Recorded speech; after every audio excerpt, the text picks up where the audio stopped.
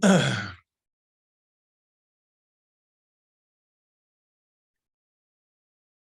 afternoon. Welcome to Coach Franklin's weekly press conference. Just a reminder to turn your cell phones to vibrate, off, or mute.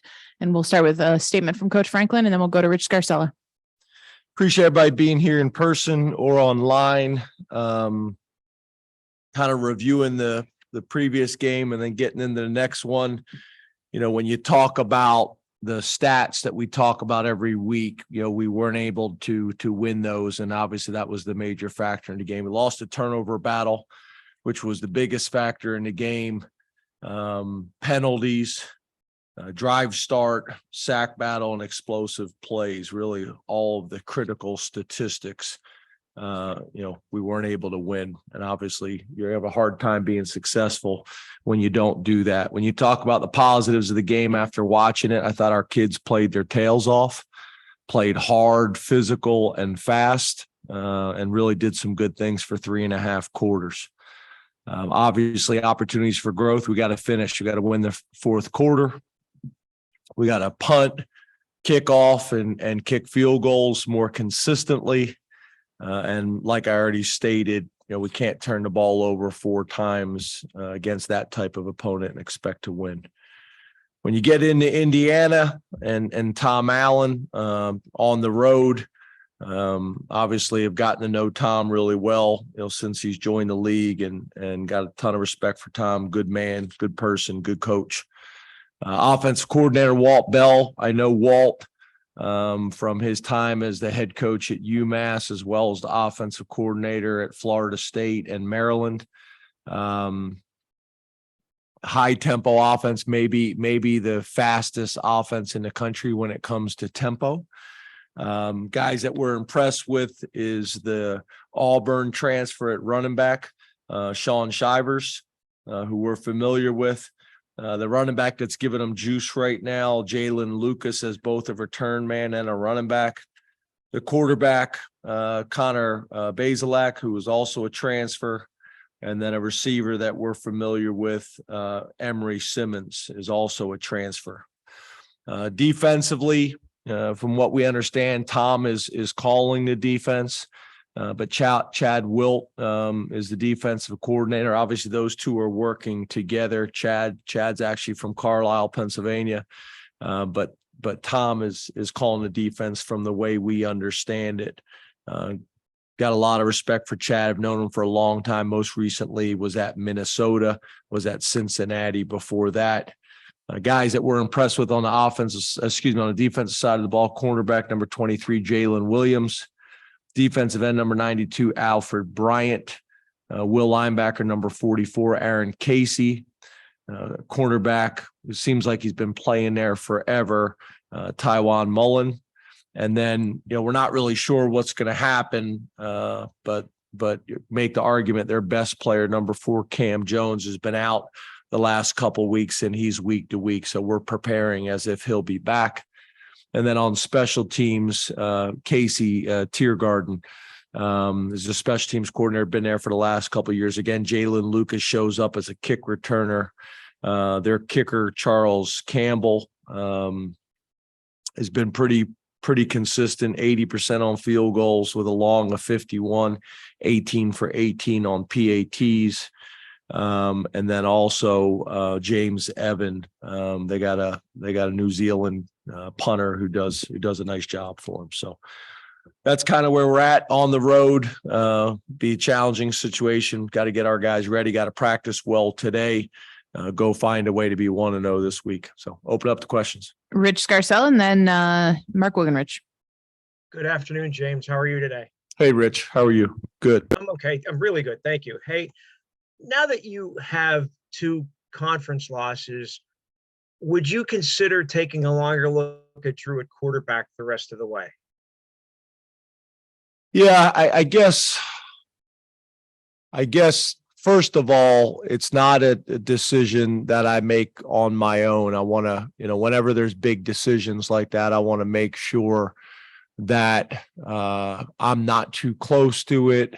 So I had a pretty good conversation with Mike Yursich, obviously, talked to Manny Diaz about it, talked to Coach Wiz about it, talked to Danny O'Brien. So I talked to the guys that either been a college or NFL head coach before, also talked to a guy who played the position as well and got everybody's thoughts. And we'll continue to evaluate it like we always do. But I guess, and I understand the question, I truly do, but it almost comes off to me when I've gotten that question multiple times as if this game is not really important. So for us, we're going to look at who gives us the best chance to be 1-0 this week and go from there. And whoever that is based on this week's practice and preparation, we'll go with. And that's really kind of how it's been all year long. So again, but I've had good conversations with a bunch of members of the staff about it. Making sure we're all on the same page, making sure everybody kind of sees it the same way. Obviously it's Tuesday, so we haven't even practiced yet, but I guess that's where I struggle a little bit with. There's still a ton of football left to be played, and whoever's going to give us a chance to be 1-0 this week and have a chance to win a bunch of games this year, for all the guys in the locker room, that's who we're going to go with. But I just, the question, and similar questions like that, I don't necessarily love the tone of it, but I get it, Rich. I don't hope this doesn't come off as an attack on you. I don't mean it that way. I just, to me, it's an interesting question. Mark Wogenrich and then Frank Bodani. James, how are you? Hey, Mark. I would like to follow up on Rich's question, though. We have not seen Drew practice. That's how you evaluate him. So how has Drew been practicing over the last month? It's interesting because you guys do get to see it. And I've actually, looking at everything, studying everything. And it's amazing how many programs don't allow media in practice anymore. Kind of went through each of the Big Ten teams and kind of looking at everything, obviously looking at offense, looking at defense, looking at special teams, looking at strength and conditioning, looking at all of it, looking at media access, looking at all of it. But he's done a nice job in practice. Obviously there's a lot of excitement about him. Frank Bodani and then Mike Gross. Hey, good afternoon, James. Thanks. Good afternoon. Yes. Do you have a philosophy on, or just thoughts or feelings on playing two quarterbacks during a game? Is that something you would consider? Is that kind of against the way that you look at things? Is it just the situation at hand? And just wondered your thoughts on that. Well, considering we've already done that this year, I don't totally understand the question, but each circumstance is kind of on its own. Again, whatever's going to give us the best chance to be 1-0 this week. Mike Gross, then Donnie Collins. Good afternoon, James. How are you? Good. How are you? I'm good, thanks. You talked at the outset about how you lost the key battles, statistical battles that you sort of look at on Saturday. I wonder if watching the film, how do you think it went on a sort of snap for snap matchup basis? Because I thought it looked like in a lot of ways you've matched up well with them, particularly on the line of scrimmage on a sort of play for play basis. What did you see when you looked at the film? And I mean, am I making any sense at all? Or? No, I'm not sure. What their ranking is right now, but they're a very, very talented team. And I thought we played our tails off and competed really well for 3.5 quarters. They were able to make some plays late in the game.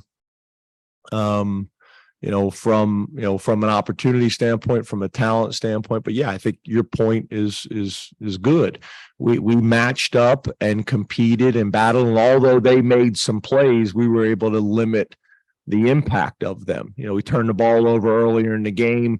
their defensive ends were able to get their hands up and bat a few balls down, and 9 times out of 10, those balls go to the ground and they were able to make plays on it. But then our defense was able to play really well and make sure that, we didn't give up touchdowns off of those turnovers. So all in all, again, I think our kids matched up and played their tails off for 3.5 quarters.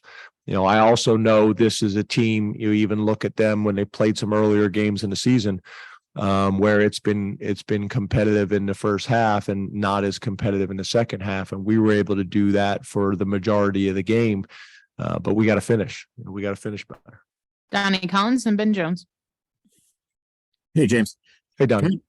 Kind of on that tone what you just said, do you as a coach, when you're looking at growth and looking at getting better week to week, do you watch that film and hope players look at the first 50 minutes where you guys were really good, or the last 10 minutes where it's not so good? Where do you think most growth comes from when you're looking at a film like that?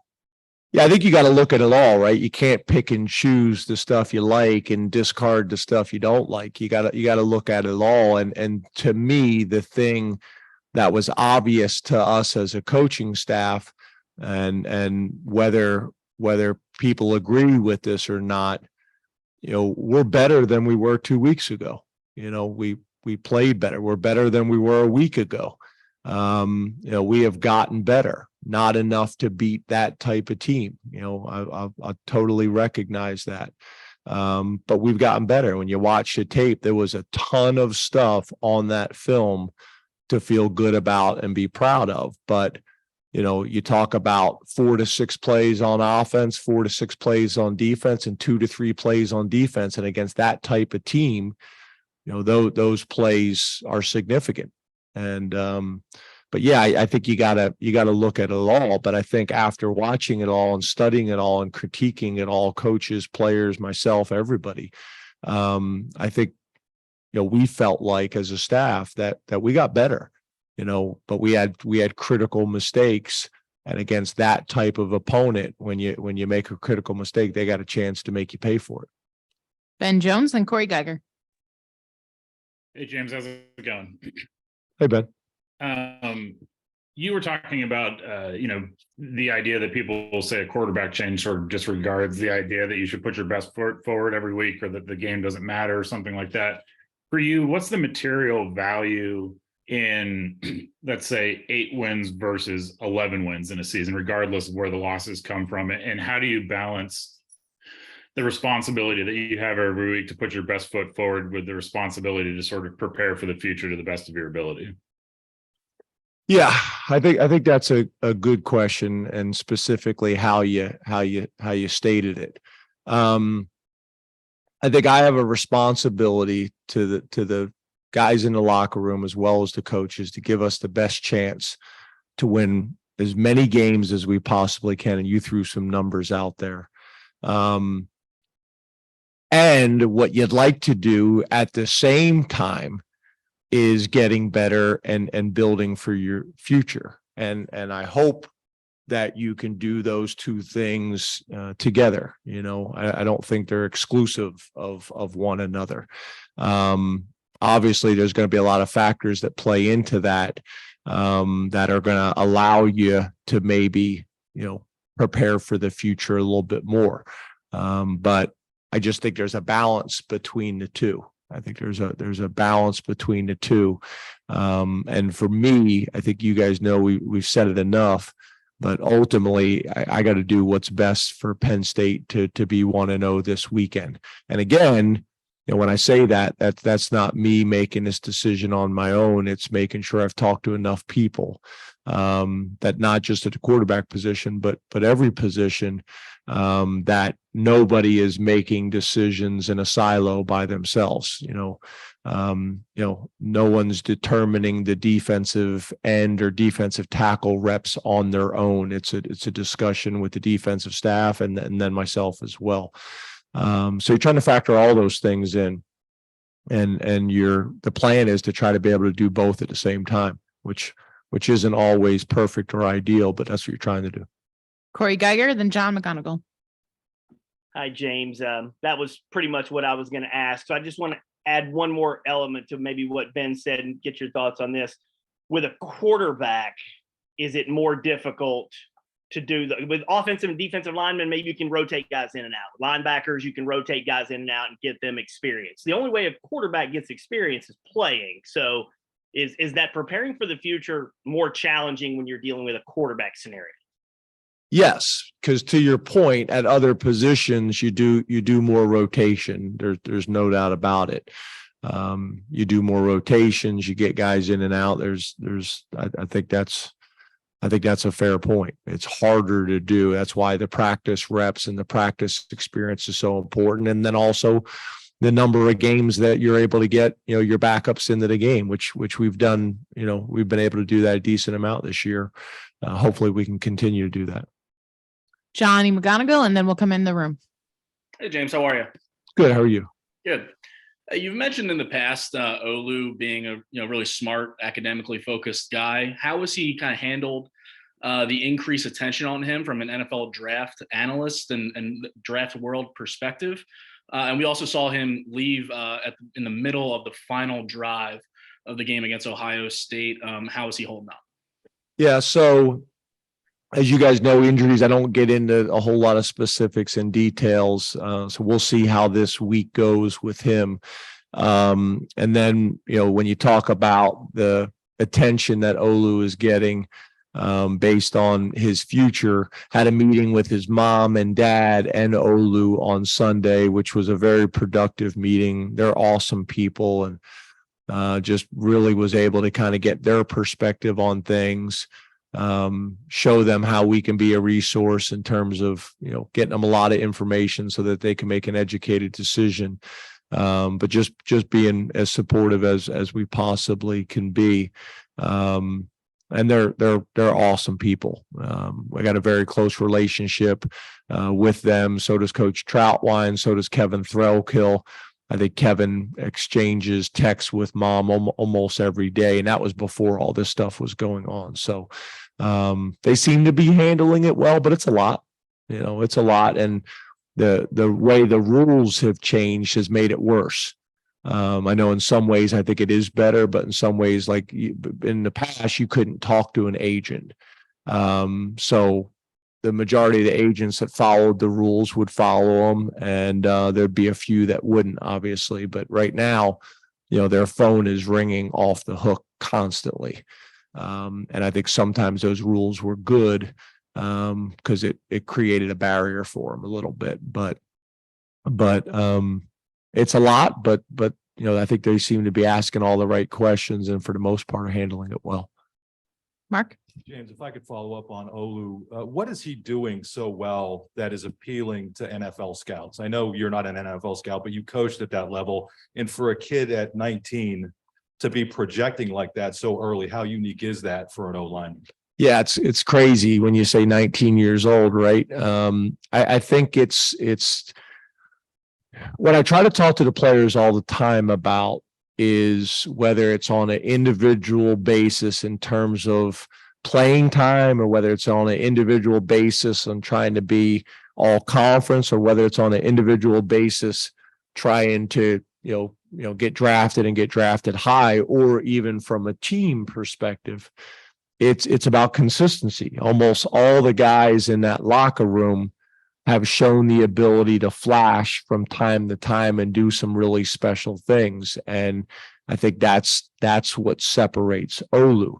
He's just so consistent with his approach, with his habits, with his maturity, with his drive towards being elite really in everything that he does.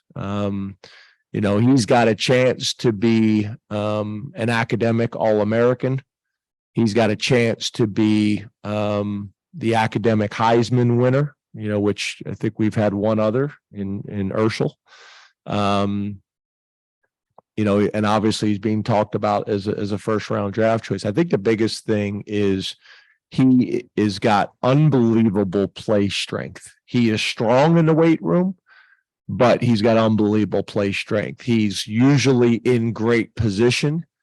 If he is out of position, he has the ability to get himself back into a winning position against a defensive end. But more than anything, it's just about his consistency. You watch the tape, and the guy has got play after play after play of protecting the quarterback's blind side and finishing blocks, and no drama. It's, to be honest with you, I don't think I've gotten a question about Olu all year long until he started being talked about as a first round draft choice. Why? Because he's just doing his job. Most people only notice offensive linemen when they're not doing their job. Now everybody wants to talk about him, but he's an awesome kid out of Gonzaga High School. He's a Maryland kid, but went to school in DC. That program did a phenomenal job with him. The parents did a phenomenal job raising him.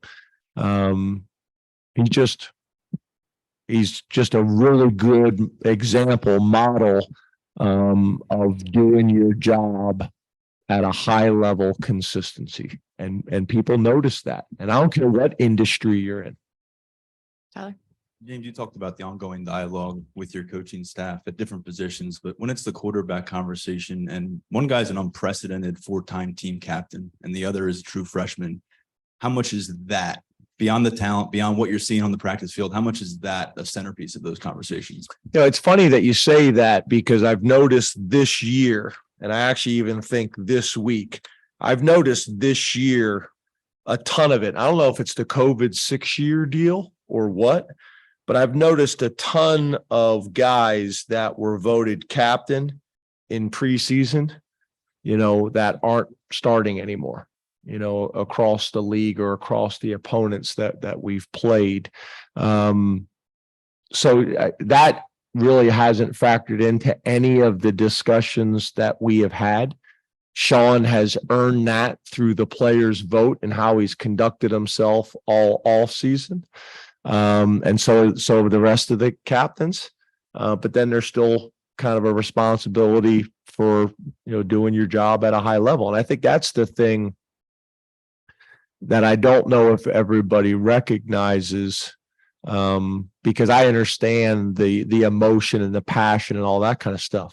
If you go back and watch the tape, the guy played his tail off and made some really good plays in that game, and made some really good plays in the previous game, which I think I came in here and talked to you guys about. He made 2 throws in the last game, as good as I've seen him made since he's been here. But obviously there's 4 to 6 plays that we got to get rid of. So that was not part of the discussion of what you just brought up. Neil? James, I wondered how much you've talked to a lot of people. You've been open about that. After a game like that with a 6-year player, how much input and discussion has there been with, say, him in a one-on-one way, post Ohio State? When you say input, what are you talking about? Like game plan? Or what are you talking about? The 6-year dynamic changes the customary way, and the same at the other end where there's player freedom for the young players. Is it different now with that dynamic than maybe it was when you had a kid redshirting and you knew it, and those type of things? Yeah, I do. I think that's a fair question. I think just based on 6 years and time and experiences, and it obviously lends itself to having a different level relationship. There's no doubt about it. But I would say there's guys that just based on their personality have been in the program 2 years that I'm very close with, just because of how open they are, and that's their relationship. I got other guys that are older guys that have said like 12 words that I wish I was closer with. One of the things that me and my wife talk about all the time is one of the things that we miss about being a position coach is the position coaches don't know the team as well as I do, because I've been in all of their homes. I've, I've been the consistent factor here, but you don't get to know one position or one player on the same level. When it's your position and you have them over for dinner every Thursday night and you're tracking their academics specifically, you're talking to their parents and you're dealing with issues and girlfriends broken up and things like that. I don't get all of that. So I miss that.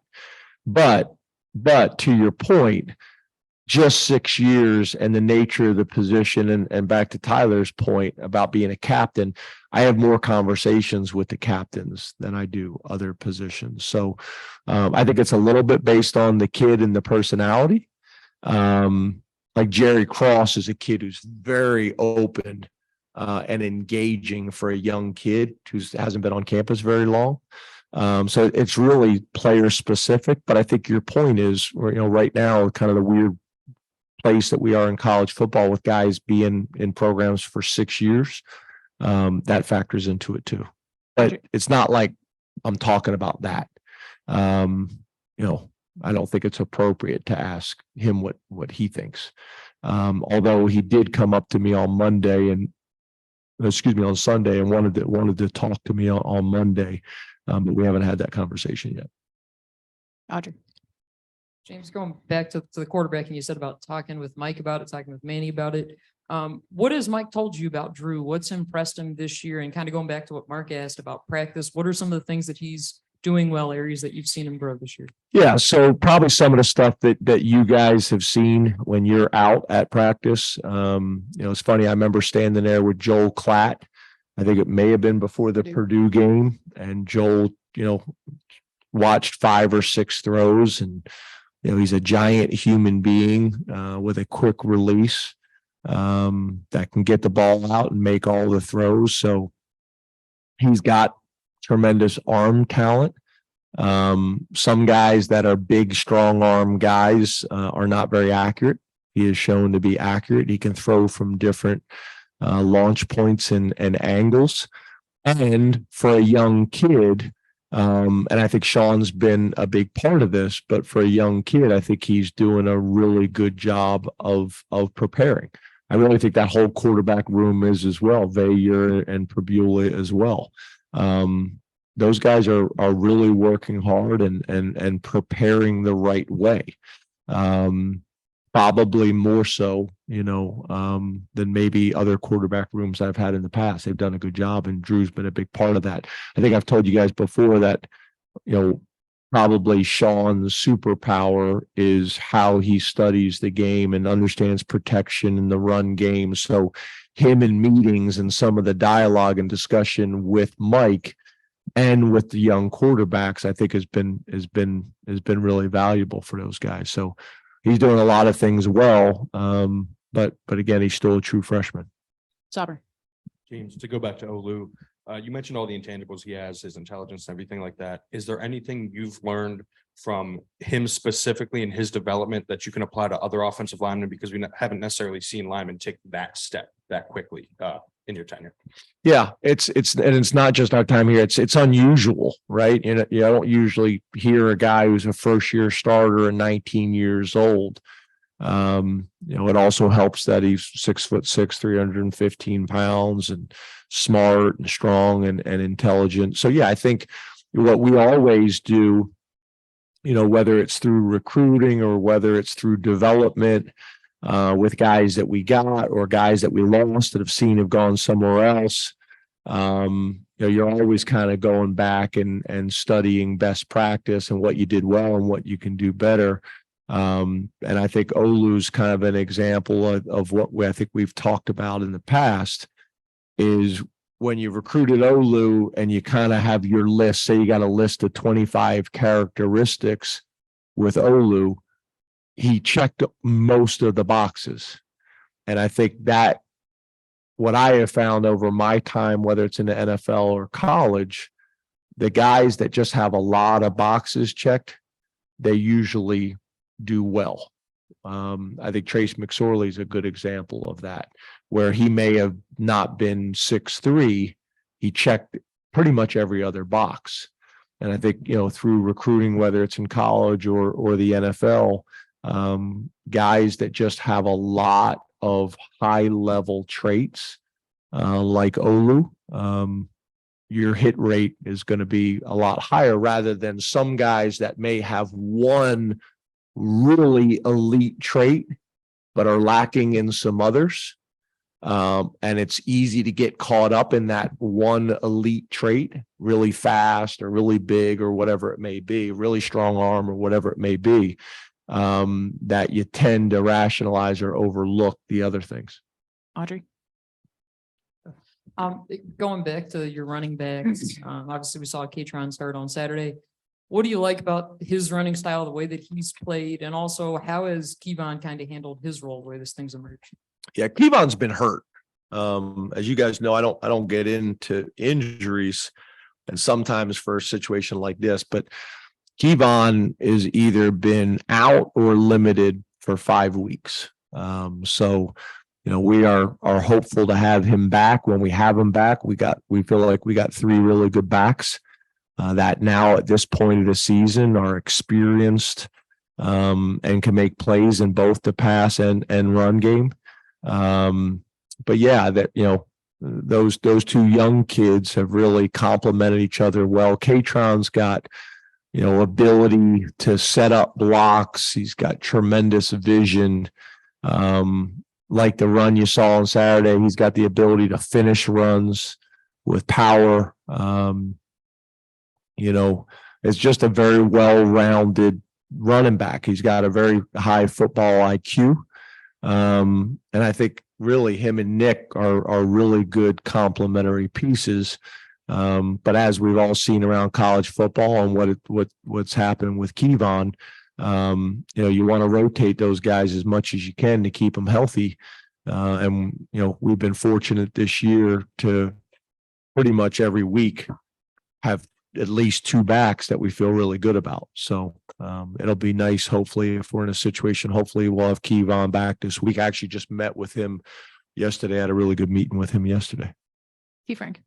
Hey, James, over here. Hey, T. Hey, you mentioned Tom Allen as the defensive play caller for Indiana. What does he do from a defensive structure that challenges teams? Because it seems at his time during his time at Indiana, he's been a very tough out for not just your team, but a lot of teams in the Big Ten.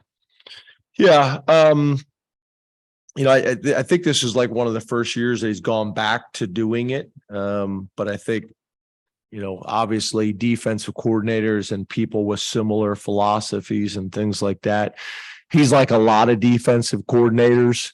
It is very important for him to make you one-dimensional and to stop the run. And he's going to use as many resources as he has to stop the run. Whether that's in recruiting, whether that is in scheme, whether that is numbers in the box, whether that is angling or slanting or stunning or whatever, however you want to describe it, dropping safeties down in the box like we used to do with Marcus Allen, who actually sent me a autographed jersey yesterday, which was really cool. I'm super proud of him. But there's a lot of different ways to do it, right? And he's committed to doing it and making you one-dimensional. When you study all the analytics, that comes true, over and over again, not only this year, but this, really his career, to your point, really shows up on short yardage situations, 3rd and 4th down short yardage situations. And then they do some good things coverage wise, where they probably have a little bit more diversity coverage wise through scheme, to try to make up for the commitment that they're making to stop the run, to try to, force you into some bad decisions through scheme, so just like we have faced, over my time here, those coverages can cause you problems and create some opportunities, but there's weaknesses in every coverage as well. And hopefully you have the right play call at the right time and the quarterback seeing it the same way you are. So it will be a challenge. Be interesting to see how this thing plays out. Last question to Zach. Hey, James. Hey, Zach. Allen, Daily Collegian. Hey, Zach. Parker Washington had his best game of the season. He almost had 200 receiving yards. Has he asserted himself as the team's #1 receiver?